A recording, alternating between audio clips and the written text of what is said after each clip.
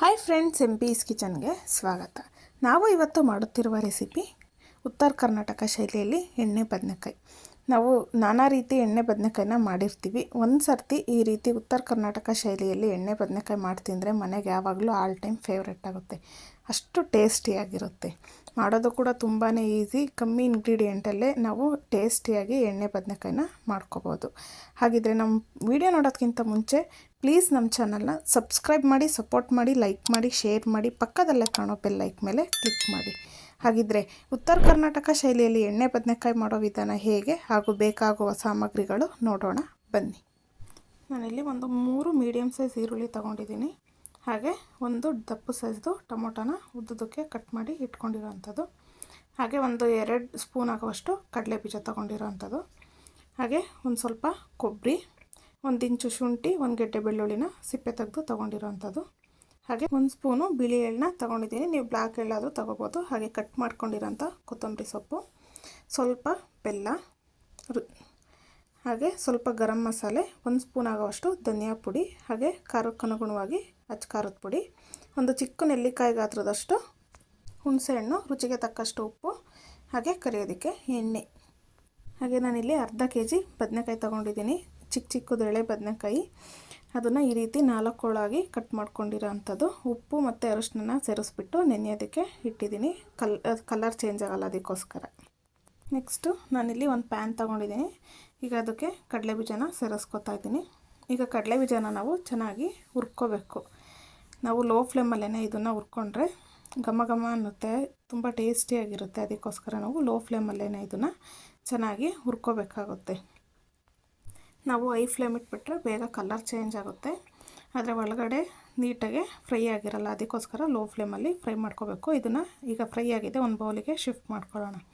ಈಗ ಅದೇ ಪ್ಯಾನಿಗೆ ನಾನು ಎಳ್ಳನ್ನು ಸೇರಿಸ್ಕೊಂಡಿದ್ದೀನಿ. ಈಗ ಚಿಟಪಟ ಅಂತಿದೆ. ಈಗ ಪ್ಯಾನ್ ಆಫ್ ಮಾಡಿಬಿಟ್ಟು ಇದನ್ನು ಒಂದು ಬೌಲಿಗೆ ಶಿಫ್ಟ್ ಮಾಡ್ಕೊಳ್ಳೋಣ. ನೆಕ್ಸ್ಟು ನಾನು ಅದೇ ಪ್ಯಾನಿಗೆ ಈಗ ಒಂದು 2ರಿಂದ 3 ಟೇಬಲ್ ಸ್ಪೂನ್ ಆಗೋವಷ್ಟು ಆಯಿಲ್ನ ಸೇರಿಸ್ಕೊತಾ ಇದ್ದೀನಿ.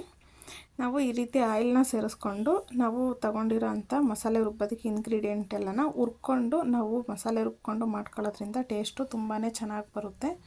ಉತ್ತರ ಕರ್ನಾಟಕದಲ್ಲೆಲ್ಲ ಇದೇ ರೀತಿ ಫಸ್ಟು ಮಸಾಲೆನ ಹುರಿದ್ಬಿಟ್ಟು ಆಮೇಲೆ ರುಬ್ಬಿ ಮಾಡೋದು. ಅದಕ್ಕೋಸ್ಕರ ಈಗ ಇದನ್ನು ಆನಿಯನ್ನ ಸ್ವಲ್ಪ ಫ್ರೈ ಮಾಡ್ಕೊಳ್ಳೋಣ. ನಮಗೇನಿದು 100% ಫ್ರೈ ಆಗಬೇಕು ಅಂತ ಏನಿಲ್ಲ, ಸ್ವಲ್ಪ ಹಸಿ ವಾಸನೆ ಹೋಗಿದ್ರೆ ಸಾಕಾಗುತ್ತೆ.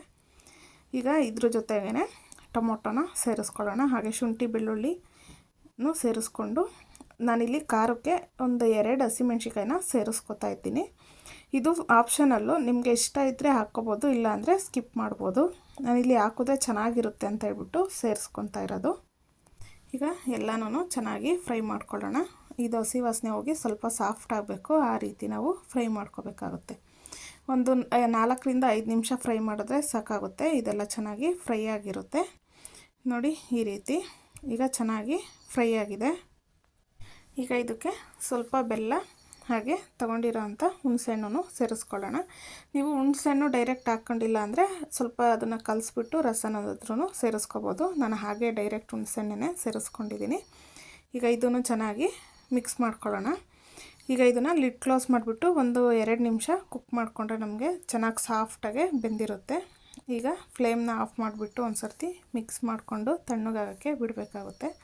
ನಾವು ಇದನ್ನು ಬಿಸಿದೆಲ್ಲ ರುಬ್ಬೋಕ್ಕಾಗಲ್ಲ, ಅದಕ್ಕೋಸ್ಕರ ಚೆನ್ನಾಗಿ ತಣ್ಣಗಾಗಬೇಕು. ಅಂಥವರೆಗೂ ಇದನ್ನು ತಣ್ಣಗಾಗೋದಕ್ಕೆ ಬಿಡೋಣ. ನೋಡಿ, ಈ ರೀತಿ ಚೆನ್ನಾಗಿ ಸಾಫ್ಟಾಗೆ ಆಗಿರಬೇಕು ಇದು ಟೊಮೊಟೊ ಎಲ್ಲ. ನೆಕ್ಸ್ಟು ನಾನಿಲ್ಲಿ ಒಂದು ಮಿಕ್ಸಿ ಜಾರ್ ತೊಗೊಂಡಿದ್ದೀನಿ. ಈಗ ಈ ಮಿಕ್ಸಿ ಜಾರ್ಗೆ ಸ್ವಲ್ಪ ಕೊಬ್ಬರಿನ ಸೇರಿಸ್ಕೊತಾ ಇದ್ದೀನಿ. ನೀವು ಹಸಿ ಕಾಯಬೇಕಾದ್ರೂ ತೊಗೋಬೋದು. ನಾನಿಲ್ಲಿ ಕೊಬ್ಬರಿ ತಗೊಂಡ್ರೆ ಚೆನ್ನಾಗಿರುತ್ತೆ, ನಾನು ಅದಕ್ಕೆ ಕೊಬ್ಬರಿ ತೊಗೊಂಡಿದ್ದೀನಿ. ಈಗ ಇದನ್ನು ರುಬ್ಕೊಂಡು ಬರೋಣ. ನೋಡಿ ಈ ರೀತಿ. ಈಗ ಅದೇ ರುಬ್ಬಿರೋ ಜಾರಿಗೆ ನಾವು ಸಿಪ್ಪೆ ತೆಗೆದಿಟ್ಕೊಂಡಿದ್ದಂಥ ಕಡಲೆ ಬೀಜನ ಸೇರಿಸ್ಕೊಳ್ಳೋಣ. ಸಿಪ್ಪೆ ತೆಗೆದು ಸೇರಿಸ್ಕೊಂಡ್ರೆ ಚೆನ್ನಾಗಿರುತ್ತೆ, ಅದಕ್ಕೋಸ್ಕರ ಸಿಪ್ಪೆ ತೆಗೆದು ಈಗ ಇದರೊಳಗಡೆ ಸೇರಿಸ್ಕೊತಾ ಇದ್ದೀನಿ. ಹಾಗೆ ಇದ್ರ ಜೊತೆ ಬಿಳಿ ಎಳ್ಳನ್ನ ಹುರ್ಕೊಂಡಿದ್ವಲ್ಲ, ಅದನ್ನು ಸೇರಿಸ್ಕೊಂಡು ರುಬ್ಕೊಂಡು ಬರೋಣ. ನೀವು ಇದಕ್ಕೆ ಹುಚ್ಚೆಳ್ಳು ಪುಡಿನೂ ಸೇರಿಸ್ಕೋಬೋದು ಹುರಿದ್ಬಿಟ್ಟು. ಅದು ಸಿಕ್ಕಿಲ್ಲ ಅಂದರೆ ಈ ರೀತಿ ಬಿಳಿ ಎಳ್ಳು ಅಥವಾ ಕರಿ ಎಳ್ಳನ್ನ ಸೇರಿಸ್ಕೊಂಡು ರುಬ್ಕೋಬೇಕಾಗುತ್ತೆ. ನೋಡಿ, ಇಷ್ಟು ರುಬ್ಕೊಂಡ್ರೆ ಸಾಕಾಗುತ್ತೆ. ನೆಕ್ಸ್ಟು ನಾನು ಇನ್ನೊಂದು ಜಾರ್ ತೊಗೊಂಡಿದ್ದೀನಿ. ಅದಕ್ಕೆ ತಣ್ಣಗಾಗಿರೋಂಥ ಮಿಶ್ರಣ ಎಲ್ಲನ ಸೇರಿಸ್ಕೊತಾ ಇದ್ದೀವಿ. ಇದಕ್ಕೆ ನೀರೇನು ಹಾಕಬಾರ್ದು, ಹಾಗೆಯೇ ನುಣ್ಣಗೆ ರುಬ್ಕೋಬೇಕಾಗುತ್ತೆ. ಸ್ವಲ್ಪ ರುಬ್ಬೋದಕ್ಕೆ ಕಷ್ಟ ಆಗುತ್ತೆ ಅಂದರೆ ಒಂದು ಸ್ವಲ್ಪ ಒಂದು 3-4 ಸ್ಪೂನ್ ಆಗೋಷ್ಟು ನೀರನ್ನ ಹಾಕ್ಕೊಂಡು ರುಬ್ಕೊಂಡ್ರೆ ಏನೂ ತೊಂದರೆ ಇಲ್ಲ. ಈಗ ನೋಡಿ, ಈಗ ಎಲ್ಲ ಜಾರ್ ಒಳಗಡೆ ಸೇರಿಸ್ಕೊತಾ ಇದ್ದೀನಿ. ಈಗ ಇದಕ್ಕೇ ಖಾರದ ಪುಡಿ ಹಾಗೆ ಧನಿಯಾ ಪುಡಿ, ಗರಂ ಮಸಾಲೆ ಮೂರನ್ನು ಸೇರಿಸ್ಕೊಂಡು ರುಬ್ಕೊಂಡು ಬರೋಣ. ನೋಡಿ, ಅದಕ್ಕೆ ರುಬ್ಬಬೇಕಾಗುತ್ತೆ. ನಾನೀಗ ಇದಕ್ಕೆ ಸ್ವಲ್ಪ ರುಚಿಗೆ ತಕ್ಕಷ್ಟು ಉಪ್ಪು ಸೇರಿಸ್ಕೊತಾ ಇದ್ದೀನಿ, ಪುಡಿ ಉಪ್ಪು ಸೇರಿಸ್ಕೊತಾ ಇದ್ದೀನಿ. ಹಾಗೆ ಇದಕ್ಕೆ ನಾವು ಕಡಲೆ ಬೀಜ ಮತ್ತು ಎಳ್ಳು ಎಲ್ಲನ ಕೊಬ್ಬರಿ ಪುಡಿ ಮಾಡಿ ಇಟ್ಕೊಂಡಿದ್ವಲ್ಲ ಅದನ್ನು ಇದಕ್ಕೆ ಸೇರಿಸ್ಕೊತಾ ಇದ್ದೀನಿ. ನಾನಿಲ್ಲಿ ಇದಕ್ಕೆ ಒಂದು ಅರ್ಧ ಭಾಗದಷ್ಟು ಸೇರಿಸ್ಕೊತಾ ಇದ್ದೀನಿ. ನಾವು ಉಪ್ಪು ಇದೇ ಟೈಮಲ್ಲಿ ಹಾಕೋದ್ರಿಂದ ನಮಗೆ ಬದನೆಕಾಯಿಗೆ ಸ್ಟಫಿಂಗ್ನ ಫಿಲ್ ಮಾಡಿದಾಗ ಟೇಸ್ಟು ತುಂಬ ಚೆನ್ನಾಗಿ ಬರುತ್ತೆ. ಇಲ್ಲ ಅಂದರೆ ನಮಗೆ ಟೇಸ್ಟ್ ಅನ್ನೋದು ಸಿಗೋದಿಲ್ಲ. ಅದಕ್ಕೋಸ್ಕರ ಈಗ ಸ್ವಲ್ಪ ನೀರನ್ನ ಸೇರಿಸ್ಕೊಂಡು ಇದನ್ನು ನುಣ್ಣಗೆ ರುಬ್ಕೊಂಡು ಬರೋಣ. ನೋಡ್ತಾ ಇದ್ದೀರಲ್ಲ, ಇಷ್ಟು ನುಣ್ಣಗೆ ರುಬ್ಬಿದ್ರೆ ಸಾಕಾಗುತ್ತೆ. ತುಂಬ ತೆಳ್ಳಗೆಲ್ಲ ರುಬ್ಕೋಬಾರ್ದು, ಈ ರೀತಿ ಗಟ್ಟಿಗೆ ಇರಬೇಕು. ನಮ್ಮ ಬದನೆಕಾಯಿ ಒಳಗಡೆ ಅದು ಸ್ಟಫಿಂಗ್ ನಿಂತ್ಕೋಬೇಕು. ಅದಕ್ಕೋಸ್ಕರ ಈಗ ನಾವು ಬದನೆಕಾಯಿ ಒಳಗಡೆ ಸ್ಟಫಿಂಗ್ನ ಫಿಲ್ ಮಾಡ್ಕೊಳ್ಳೋಣ. ನಾನು ನೀರಿಂದ ಬದನೆಕಾಯಿನ ತಕ್ಕೋತಾ ಇದ್ದೀನಿ. ನಾವು ಮುಂಚೆನೇ ತೆಗ್ದಿಡಬಾರ್ದು ನೀರೊಳಗಡೆಯಿಂದ. ನಾವು ಸ್ಟಫಿಂಗ್ನ ಫಿಲ್ ಮಾಡ್ಕೋ ಟೈಮಲ್ಲಿ ಇದನ್ನು ತೆಗ್ದಿಟ್ಕೊಂಡ್ರೆ ಸಾಕಾಗುತ್ತೆ.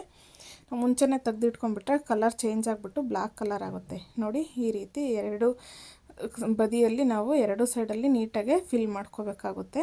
ನಿಮಗೆ ಸ್ಪೂನಲ್ಲೆಲ್ಲ ತುಂಬಕ್ಕಾಗಲ್ಲ ಅಂದರೆ ಕೈಯಲ್ಲೇ ಫಿಲ್ ಮಾಡ್ಕೋಬೋದು. ನೀವು ಇನ್ನೂ ಗಟ್ಟಿಗೆ ಮಾಡಿಕೊಂಡು ಫಿಲ್ ಮಾಡ್ಕೋಬೋದು, ಇಲ್ಲಾಂದರೆ ಇಷ್ಟು ಕನ್ಸಿಸ್ಟೆನ್ಸಿ ಇದ್ದರೆ ಸಾಕಾಗುತ್ತೆ ಮಸಾಲೆದು. ಈಗ ಎಲ್ಲ ಬದನೆಕಾಯಿನೂ ಇದೇ ರೀತಿ ಫಿಲ್ ಮಾಡಿ ಇಟ್ಕೊಳ್ಳೋಣ. ನೋಡಿ, ಎಲ್ಲದಕ್ಕೂ ಈಗ ಸ್ಟಫಿಂಗ್ನ ಫಿಲ್ ಮಾಡಿ ಇಟ್ಕೊಂಡಿದ್ದೀವಿ. ನೆಕ್ಸ್ಟು ನಾನು ಅದೇ ಪ್ಯಾನಿಗೆ ಒಂದು 4-5 ಟೇಬಲ್ ಸ್ಪೂನ್ ಆಗೋಷ್ಟು ಆಯಿಲ್ನ ಸೇರಿಸ್ಕೊತಾ ಇದ್ದೀನಿ. ಈಗ ಆಯಿಲೆಲ್ಲ ಬಿಸಿಯಾಗಿದೆ. ಈಗ ನಾವು ಸ್ಟಫಿಂಗ್ನ ತುಂಬ್ಕೊಂಡಿದ್ದಂಥ ಬದನೆಕಾಯಿನ ಅದರೊಳಗಡೆ ಸೇರಿಸ್ಕೊಳ್ಳೋಣ. ನಾವು ಇದಕ್ಕೆ ಸಾಸಿವೆನ ಹಾಕೋದಿಲ್ಲ, ಹಾಗೇ ಮಾಡ್ಕೊಳ್ಳೋದು. ಈಗ ಬದನೆಕಾಯಿ ಎಲ್ಲ ಸೇರಿಸ್ಕೊಂಡು ಆಯಿಲಲ್ಲಿ ಚೆನ್ನಾಗಿ ಫ್ರೈ ಮಾಡ್ಕೋಬೇಕಾಗುತ್ತೆ. ನಾನು ಇಲ್ಲಿ ಅದ್ರ ಮೇಲ್ಗಡೆನೂ ಸ್ವಲ್ಪ ಬದನೆಕಾಯಿ ಮೇಲ್ಗಡೆ ಎಲ್ಲ ಆಯಿಲ್ನ ಸೇರಿಸ್ಕೊತಾ ಇದ್ದೀನಿ. ಆಯಿಲಲ್ಲೇ ಎರಡು ಕಡೆ ಎಲ್ಲ ಚೆನ್ನಾಗಿ ಫ್ರೈ ಆಗೋ ರೀತಿ ಇದನ್ನು ಫ್ರೈ ಮಾಡ್ಕೋಬೇಕು. ಈ ರೀತಿ ಫ್ರೈ ಮಾಡ್ಕೊಳ್ಳೋದ್ರಿಂದ ನಮಗೆ ಟೇಸ್ಟು ಚೆನ್ನಾಗಿ ಬರುತ್ತೆ, ಬೇಗ ಬದನೆಕಾಯಿ ಕುಕ್ ಆಗುತ್ತೆ. ಅದಕ್ಕೋಸ್ಕರ ನೀವು ಇದೇ ಪ್ರೋಸೆಸ್ನ ಕುಕ್ಕರಲ್ಲೂ ಮಾಡ್ಕೋಬೋದು. ನಾನಿಲ್ಲಿ ಪ್ಯಾನಲ್ಲೇ ಮಾಡಿ ತೋರಿಸ್ತಾ ಇರೋದು. ನೋಡಿ, ಈಗ ಚೆನ್ನಾಗಿ ಇದೆಲ್ಲ ಫ್ರೈ ಆಗಿದೆ. ಈ ರೀತಿ ಚೆನ್ನಾಗಿ ಫ್ರೈ ಆಗಬೇಕು. ಫ್ರೈ ಆಗಿ ಬದನೆಕಾಯಿ ಕಲರು ಚೇಂಜ್ ಆಗುತ್ತೆ. ಆವಾಗ ನಮಗೆ ಗೊತ್ತಾಗುತ್ತೆ ಇದು ಫ್ರೈ ಆಗಿದೆ ಅಂತ ಹೇಳ್ಬಿಟ್ಟು. ತುಂಬ ಹೈ ಫ್ಲೇಮೆಲ್ಲ ಇಡಬಾರ್ದು, ಬೇಗ ತಳ ಹಿಡಿದು ಬಿಡುತ್ತೆ. ಅದಕ್ಕೋಸ್ಕರ ನಾವು ಮೀಡಿಯಮ್ ಟು ಲೋ ಫ್ಲೇಮಲ್ಲಿ ಇಟ್ಕೊಂಡೇ ಫ್ರೈ ಮಾಡ್ಕೋಬೇಕಾಗುತ್ತೆ. ನೋಡಿ, ಈಗ ಇದು ಚೆನ್ನಾಗಿ ಫ್ರೈ ಆಗಿದೆ. ಇನ್ನು ಮಿಕ್ಕಿರೋ ಮಸಾಲೆನ ಇದಕ್ಕೆ ಸೇರಿಸ್ಕೊತಾ ಇದ್ದೀನಿ. ಉತ್ತರ ಕರ್ನಾಟಕದಲ್ಲೆಲ್ಲ ಜೋಳದ ರೊಟ್ಟಿ, ಅಕ್ಕಿ ರೊಟ್ಟಿಗೆ ಕಾಂಬಿನೇಷನ್ ಏನಪ್ಪ ಅಂದರೆ ಚಟ್ನಿ ಪುಡಿ ಮತ್ತು ಎಣ್ಣೆ ಬದನೆಕಾಯಿ ಅಂತಲೇ ಫೇಮಸ್ ಆಗಿದೆ. ಅದಕ್ಕೋಸ್ಕರ ನಾವು ಇವತ್ತು ಅದೇ ರೀತಿ ಮಾಡಿ ತೋರಿಸ್ತಾ ಇರೋದು. ನೀವು ಇಷ್ಟಪಡೋದಾದರೆ ಇದಕ್ಕೆ ಗುರೆಳ್ ಪುಡಿ ಅಂತ ಹೇಳ್ಬಿಟ್ಟು ಸೇರಿಸ್ಕೊತಾರೆ ಅವರು. ಅದನ್ನು ಹುಚ್ಚೆಳ್ಳು ಅಂತಲೂ ಕರೀತಾರೆ ನಮ್ಮ ಕಡೆ. ನಿಮ್ಮ ಕಡೆ ಏನಂತಾರೆ ಅಂತ ಗೊತ್ತಿಲ್ಲ, ಗೊತ್ತಿದ್ದರೆ ಒಂದು ಸರ್ತಿ ಕಮೆಂಟ್ ಮಾಡಿ. ಅದನ್ನು ಇದಕ್ಕೆ ಸೇರಿಸ್ಕೊಂಡ್ರೆ ತುಂಬಾ ಟೇಸ್ಟಿಯಾಗಿರುತ್ತೆ. ಈಗ ಸ್ವಲ್ಪ ಕರಿಬೇವಿನ ಸೊಪ್ಪನ್ನು ಸೇರಿಸ್ಕೊಂಡು ಚೆನ್ನಾಗಿ ಫ್ರೈ ಮಾಡ್ಕೊಳ್ಳೋಣ. ಮಸಾಲೆ ಎಲ್ಲ ನೀಟಾಗಿ ಫ್ರೈ ಆದಮೇಲೆ ನಾನಿಲ್ಲಿ ಒಂದು ಸ್ವಲ್ಪ ನೀರನ್ನ ಜಾರಿಗೆ ಸೇರಿಸ್ಕೊಂಡು ಹಾಕ್ಕೋತಾ ಇರೋದು. ಈಗ ನೀರು ತುಂಬ ಜಾಸ್ತಿ ಹಾಕ್ಬಾರ್ದು, ನಾವು ತುಂಬ ತೆಳ್ಳಗೆಲ್ಲ ಮಾಡ್ಕೋಬಾರ್ದು. ಗಟ್ಟಿಗೆ ಮಾಡಿಕೊಂಡ್ರೆ ರೊಟ್ಟಿಗೆ ಎಲ್ಲದಕ್ಕೂ ತುಂಬ ಕಾಂಬಿನೇಷನ್ ಚೆನ್ನಾಗಿರುತ್ತೆ. ನೀವು ಅನ್ನ ಮುದ್ದೆಗೆಲ್ಲ ತಿನ್ನೋದಾದರೆ ಸ್ವಲ್ಪ ತೆಳುವಾಗಿ ಮಾಡ್ಕೊಂಡ್ರೂ ಓಕೆ, ನಡೆಯುತ್ತೆ. ಈಗ ಇದನ್ನೆಲ್ಲ ಮಿಕ್ಸ್ ಮಾಡಿಕೊಂಡು ಉಪ್ಪು ಸ್ವಲ್ಪ ಕಮ್ಮಿ ಇತ್ತು, ಉಪ್ಪನ್ನ ಸೇರಿಸ್ಕೊತಾ ಇದ್ದೀನಿ. ಈಗ ಮಿಕ್ಸ್ ಮಾಡ್ಕೊಳ್ಳೋಣ. ಮಿಕ್ಸ್ ಮಾಡಿಕೊಂಡು ಈಗ ಮತ್ತೆ ನಾವು ಒಂದು 5-10 ನಿಮಿಷ ಚೆನ್ನಾಗಿ ಕುಕ್ ಮಾಡ್ಕೋಬೇಕಾಗುತ್ತೆ. ನಾನು ಲಿಡ್ ಕ್ಲೋಸ್ ಮಾಡಿ ಕುಕ್ ಮಾಡ್ಕೋತಾ ಇರೋದು. ನೋಡಿ, ಈ ರೀತಿ ಚೆನ್ನಾಗಿ ಲೋ ಫ್ಲೇಮಲ್ಲೇ ನಾವು ಚೆನ್ನಾಗಿ ಕುಕ್ ಮಾಡಿಕೊಂಡ್ರೆ ಬದನೆಕಾಯಿ ಒಳಗಡೆ ಮಸಾಲೆ ಎಲ್ಲ ಚೆನ್ನಾಗಿ ಹಿಡಿಯುತ್ತೆ.